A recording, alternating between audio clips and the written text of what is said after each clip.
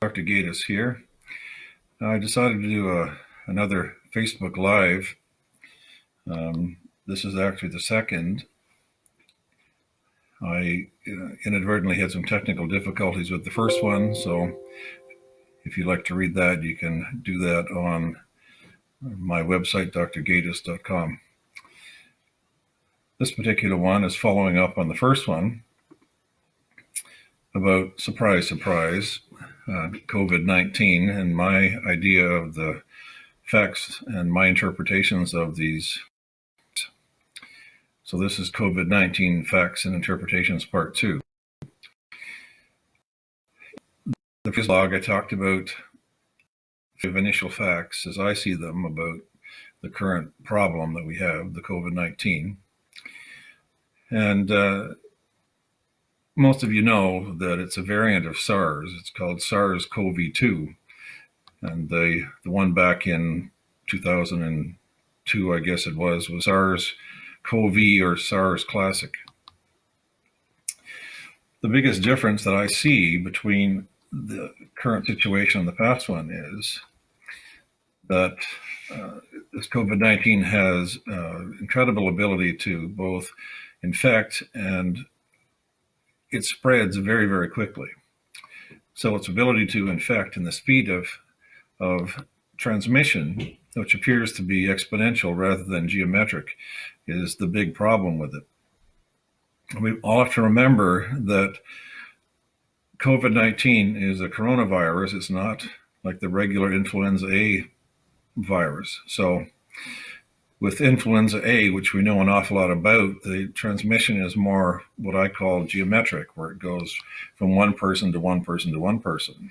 We call that an R naught of 1 or close to it. This SARS variant, the COVID-19, appears to have an R naught of about 3, which means that one person can affect 3 others, and then the 3 others would infect 3 others, and so on. But that means it would go from 1 person to 3, and then to 9, then to 27, then to 81, to whatever that is, 243, and so on. The second fact that I mentioned in the first Facebook Live was that if my number crunching is correct, and I used to be good at math, the overall mortality rate for the COVID-19 will turn out to be about the same as the seasonal influenza flu, with those over 65, of course, the elderly, the immune compromised, and those with coexisting conditions like diabetes and that type of thing would account for 90% or more of the deaths. And although the total number of deaths will probably be about the same as the regular flu, because of its such rapid spread, it means that the number of deaths are compressed into a far shorter period of time, which is why our medical system is being overwhelmed by the number of hospitalizations. And I really don't like it that the stuff that we see on TV and the general media are hyping up all the deaths. If you actually look at the numbers, they're not that overwhelming by themselves. But again, it's this compression, this rapid speed of spread. So, the sixth fact that I thought about was that COVID-19 is treatable, and it is being treated. We've been told by the heads of our governments that the threat of COVID-19 won't be over until there's a vaccine. Well, I'm not holding my breath on that one because we don't have a vaccine for SARS yet, and they've been doing experiments on that since it happened. And the second thing is vaccines fall under the umbrella of medically preventing something rather than treatment. So a researcher friend of mine brought the EVMS critical care COVID-19 management protocol to my attention. Now, this is not hers, but it's been developed by and updated by Dr. Paul Merrick, MD, Chief of the Pulmonary and Critical Care Medicine Unit, Eastern Virginia Medical School, Norfolk, Virginia. And this was back on March 31st of this year. As Dr. Merrick says, this is our recommended approach to COVID-19 based on the best and most recent available literature, including the Shanghai Management Guideline for COVID, which kind of makes sense since China is in the Wushan province, whatever it is, is the epicenter for the pandemic. I began to read this protocol, and as I did, the interesting fact for me as a naturopathic doctor is that the author emphasized a multidisciplinary approach to improve the outcome of COVID-19, rather than relying on the possibility that there will be or ever be a drug magic bullet to cure COVID-19. When I looked at the protocol, from the medical perspective, they do mention chloroquine and what's the other one? Hydroxychloroquine, I think, the anti-malarial drugs anyway, as potentially being able to decrease the duration of viral spreading, especially in the elderly, which could be useful. What I found most heartening, however, is the emphasis on improving the immune system function. For example, Dr. Merrick mentions that zinc is a part of his protocol because it's been shown that zinc inhibits the enzyme necessary for viruses to replicate. And coincidentally, the drugs I just mentioned before, the chloroquine and the hydroxychloroquine, are what are called potent ionophores that, quote, increase intracellular zinc concentrations. So what do you think? Is it possible then that the drugs work by increasing the concentration inside the zinc inside the cell, where the zinc acts to prevent the virus from replicating? So two questions immediately come to mind. Can increasing zinc-containing foods or increasing your zinc level through supplementation do the same thing as the drugs? I don't have the answer for that one. And the second question that came to me was, are the elderly who have the severe presentation of the disease, are they zinc deficient? In the previous blog, I mentioned that according to a recent study in Iceland, 50% of individuals who they've tested positive for COVID, but they're asymptomatic. And to my knowledge, they didn't break down this number according to age group. So I'm also assuming that there must have been individuals over 65 who'd been exposed to the virus and are asymptomatic. I can't imagine that there weren't any. This means that they've been exposed to the virus, the immune system's done its job, it's reacted, and now these people are immune, or they've been exposed and the symptoms or the disease have not yet developed, if they ever do. In other words, not all elderly people exposed to the virus will become severely sick and need hospitalization, or will die for that matter.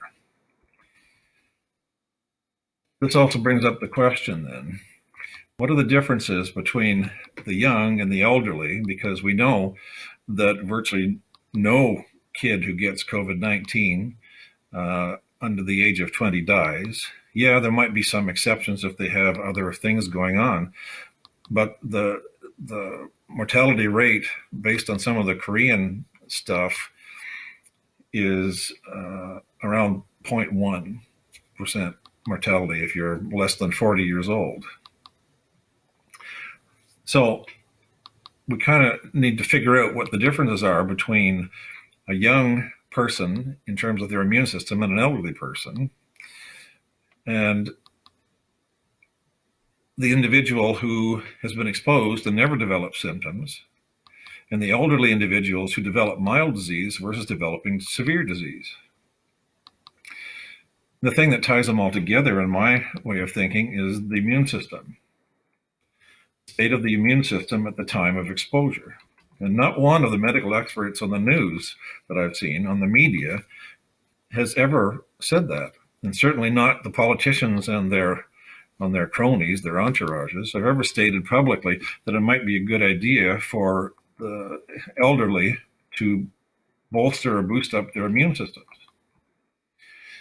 What are some of the factors affecting the immune system and the expression of this disease? Well, According to the EVMS report, one obvious factor that we're all aware of is the existence of comorbidities like hypertension, diabetes, cancer, and the use of therapeutic drugs like ACEs and ARBs for hypertension that do not exist for the most part in individuals who are less than 40. Most people less than 40 don't take a lot of drugs. This is an important point because the very drugs that have specific actions and can potentially be life preserving or prolong life also have side effects. And something that most people don't know is if you're on a drug chronically, it can create deficiencies that can affect the immune system. And I'll give you an example, but the example I'm going to use is that there have been reports, but I'm going to point that they're not yet proven, or as yet they're unproven, that taking ibuprofen might be detrimental if you have the severe form of COVID-19. So another factor is the lack of sleep, and we all know that sleep's important for the immune system. And as we get older, the amount of sleep or restorative sleep that we get diminishes. So the report indicates that this is probably due to a drop in melatonin.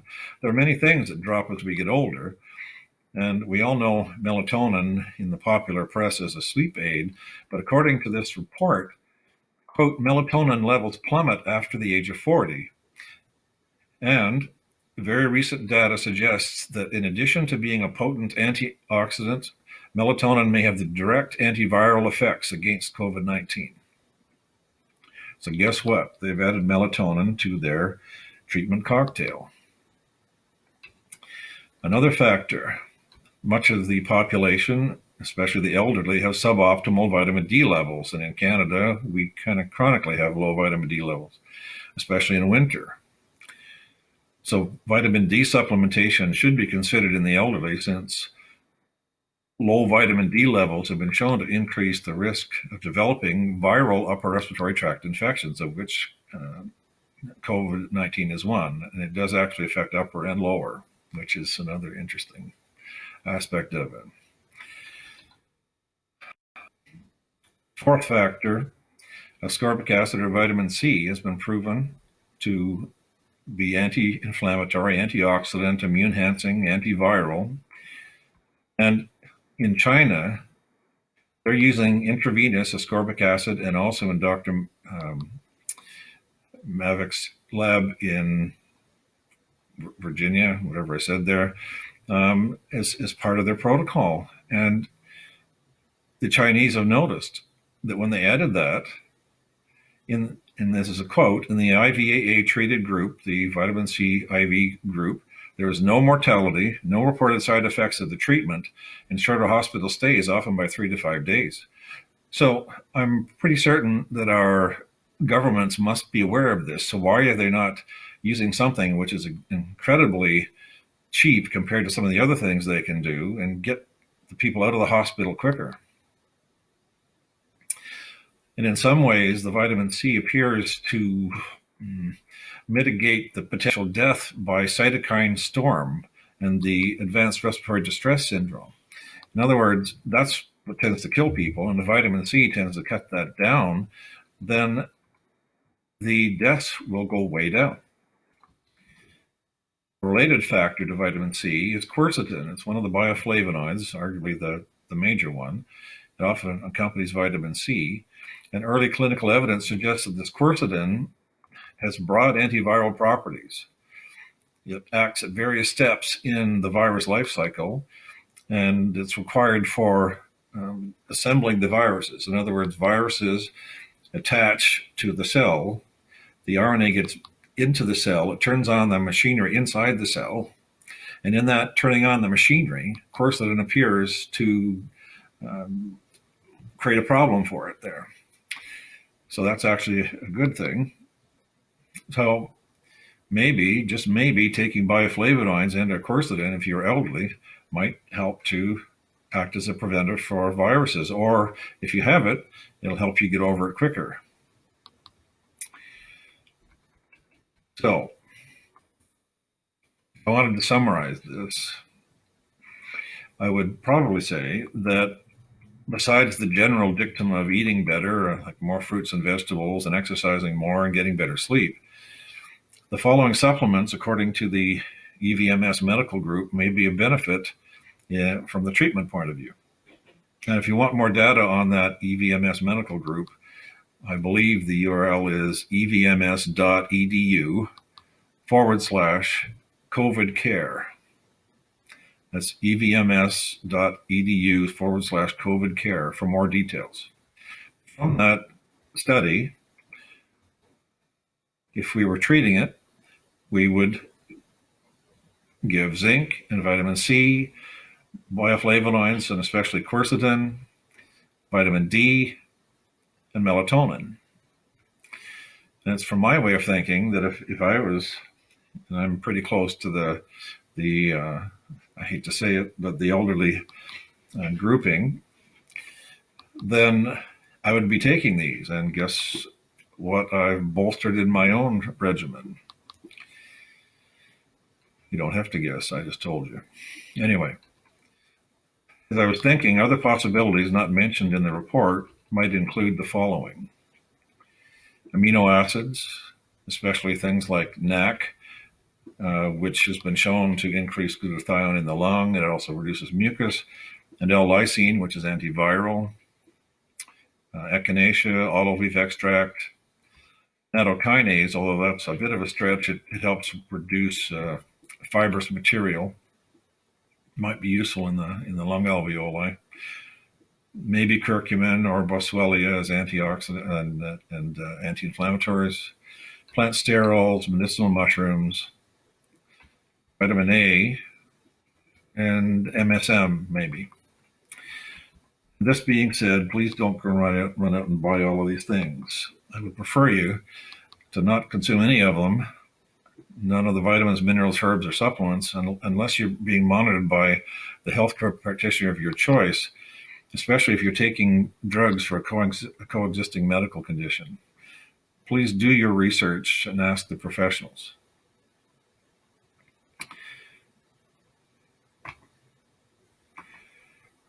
I'm going to attempt to do these every other day or so.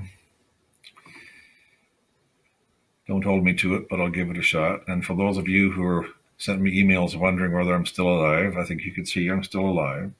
Bored like you, but still alive. In any case, if I find some interesting stuff, I will shoot a Facebook Live to you. And if you want to go and read the hard copy, by all means, go to drgatus.com and read it there. So until the next time.